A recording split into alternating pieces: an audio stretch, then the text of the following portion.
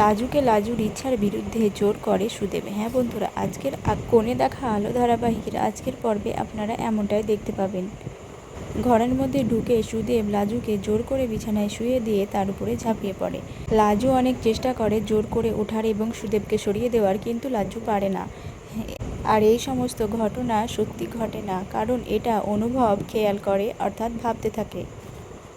লাজু এ বাড়িতে একা আছে, লাজুর পরে যদি সুদেব এরকম ব্যবহার করে, এই ভেবে অনুভবের হঠাৎ করে চেয়ার থেকে চমকে ওঠে এবং ভাবে, আমি কি করলাম, কি দেখলাম, এটা কি সত্যি নাকি স্বপ্ন। তারপরে অনুভব ভাবে যে লাজুর উপরে সুদেবটা এরকম অত্যাচার করছে না তো, লাজুকে জোর করছে না তো, লাজু ভালো আছে তো, লাজু আমাকে ফোন করেনি, লাজু ঠিক আছে তো, ওই শয়তান সুদেবটার হাত থেকে লাজুকে আমি কিভাবে বাঁচাবো, এরকম ভাবতে থাকে অনুভব। ওদিকে লাজু রাত্রিবেলা পড়তে বসে এবং সবাই শুনে যাবে, সবাই কি ভাববে, আমাকে বকবে নাকি, বকাবকি করবে নাকি, রাত্রির হয়ে গেছে, সবাই শুয়ে পড়েছে, আমি যদি এখন পড়াশুনো করি তাহলে কি সবাই জেগে যাবে, আমাকে এসে পড়তে বারণ করবে, কেউ কি বকবে আমাকে, এরকম ভাবতে থাকে। তারপরে লাজু আস্তে আস্তে তাও বইটা খুলতে থাকে পড়ার জন্য। ওইদিকে সুদেব আসে এবং সুদেব এসে লাজুর কাছে বলে, আজকে পড়াশোনা না করলে হতো না? তখন লাজু বলে, কেন, তোমার তো আজকে মাথায় চোট পেয়েছিস, তুই তো আজ মাথায় চোট পেয়েছিস, আজ তো পড়াশোনাটা না করলেও হতো, একদিন তো বাদ দিতেই পারতি। তখন লাজু রেগে রেগে বলে যে আমাকে নিয়ে কাউকে অত চিন্তা করতে হবে না। পরের দিন সকালবেলা লাজু কলেজ যাওয়ার জন্য রেডি হয়ে বের হয় এবং বাড়ির উঠোনে সুদেব এবং সুদেবের মা লাজুকে যেতে দেবে না, আটকায়, লাজুকে বারণ করে, আমি বলে দিচ্ছি লাজু, আমার ইচ্ছের বিরুদ্ধে তুই বাড়ির বাইরে পা দিবি নে, এই 10 দিন তুই কোথাও যেতে পারবি নে, আমার কথা শোন। কিন্তু লাজু কোনো কথা শুনে না। অমনি সুদেবের মা বেরিয়ে আসে এবং বলে, কেমন বেয়ারা মেয়ে দেখেছো, কেমন বেয়াদব, কথা শুনছে না, তোমাকে তো বারণ করছে যেতে, তাও তুমি যাবে। তখন লাজু বলে, হ্যাঁ, তোমাদের কথা মতো চললে তো আমাকে হবে না, সব কথা যদি তোমাদের মতো চলি তাহলে কি করে হবে, আমি যতটুকু কাজ করে দেওয়ার সব তো করে দিয়েছি, তাহলেও কেন আমাকে আটকাচ্ছ, আমাকে তো এই কাজটা করতেই হবে, কারণ আমি কলেজ কিছুতেই কামাই করতে পারবো না, তোমাদের রান্না বান্না সব করে দিয়েছি, ভোরে উঠে তোমাদের দুবেলাকার রান্না করে দিয়েছি, বাসনগুলো রেখে দেবে, আমি এসে মেজে দেবো, তারপরে রাত্রের খাবারও এসে আমি গরম করে দেবো, এখন আমি কলেজ যাবই। তখন সুদেবের মা বলে যে না, তুমি কলেজ যেতে পারবে না, তোমাকে বারণ করছে, তুমি যাবে না। এই নিয়ে তর্কাতর্কি হতে থাকে এবং সুদেবের মা লাজুকে মারতে যায়।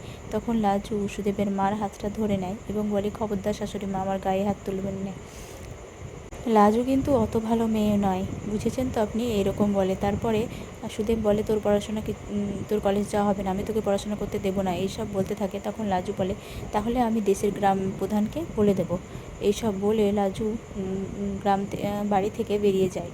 আর সুদেব এবং সুদেবের মা অবাক হয়ে দেখতে থাকে। তারপর সুদেবের মা বলে, এই মেয়ের পায়ে শেকল পরানো মুশকিল আছে, এই মেয়েকে আটকে রাখতে হলে এই মেয়ের পেটে আগে একটা বাচ্চা আনতে হবে, তবে এই মেয়েটিকে আটকানো যাবে, একটা বাচ্চা হয়ে গেলে সব সব তেজ বেরিয়ে যাবে।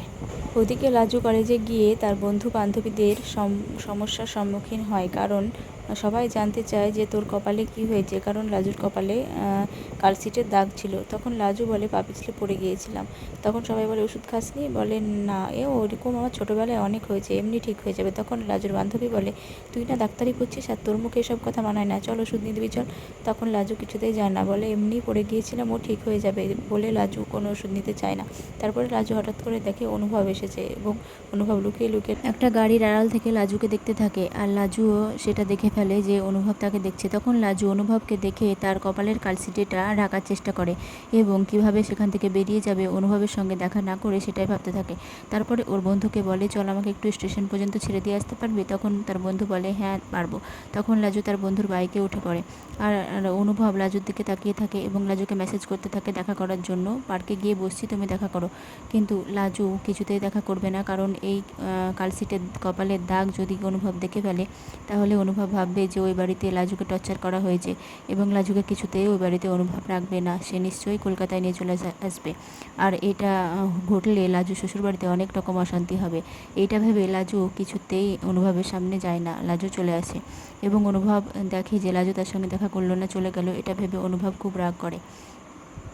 ওদিকে অনুভবকে আটকানোর জন্য বনলতা ফোন করে এবং বলে, আমার খুব শরীর খারাপ, তুমি একটু বাড়িতে এসো, আমার খুব দুর্বল লাগছে। তখন অনুভব বলে যে বাড়িতে সবাই আছে, তাদেরকে বলো, আমাকে কেন দরকার তোমার, এই বলে অনুভব ফোন কেটে দেয়। তখন বনলতা ভাবে যে অনুভব কেনই বা আমার কথা শুনবে, কেনই বা আমার শরীর খারাপের কথা শুনে বাড়িতে আসবে, কারণ ও তো আমাকে পছন্দই করে না, ও তো আমাকে চাই না। তারপরে বনলতা বলে, অনুভব যদি লাজুর কপালের দাগটা দেখে ফেলে তাহলে তো সর্বনাশ হয়ে যাবে, কি করব বুঝতে পারছি না। আর অনুভব যদি তার সত্ত্বেও লাজুকে এই বাড়িতে নিয়ে চলে আসে তাহলে আমিও অশান্তি করব, আমিও বলবো যে লাজুকে এই বাড়িতে কেন নিয়ে এসেছে, আমিও তুলকালাম বাঁধাবো, লাজুকে একবার নিয়ে আসুক এই বাড়িতে। ওইদিকে অনুভব বুঝতে পারে যে বনলতা নিজে ইচ্ছা করে লাজুকে যাতে বাড়িতে না আনে সেই কারণে ফোনটা করেছে তাকে আটকানোর জন্য। লাজু অনুভবের সঙ্গে দেখা করে না এবং চলে যায় এবং অটোতে করে বাড়ি ফিরতে থাকে এবং মনে মনে দুঃখ পেতে থাকে। তারপর অনুভবকে অনেকবার ফোন করে, কিন্তু অনুভব রেগে যায় কারণ লাজু অনুভবের কথা রাখেনি সেই কারণে। তারপরে অনুভব লাজুর ফোন কেটে দেয় এবং লাজুকে ব্লক করে দেয়, বলে, আমি তোমাকে আর কখনো বিরক্ত করবো না লাজু, আজ থেকে আমি তোমার আর কোনো ফোন ধরবো না, এই বলে লাজুকে ব্লক করে দেয়। আর লাজু ফোন বারবার করতে থাকে কিন্তু অনুভবকে পায় না। লাজুর ওদিকে ঠান্ডা লাগতে থাকে এবং শাড়ির আঁচলটা গায়ে দিয়ে বসে অটোতে এবং বুঝতে পারে যে লাজু তার শরীরটা খারাপ লাগছে, একটু একটু ঠান্ডা লাগছে।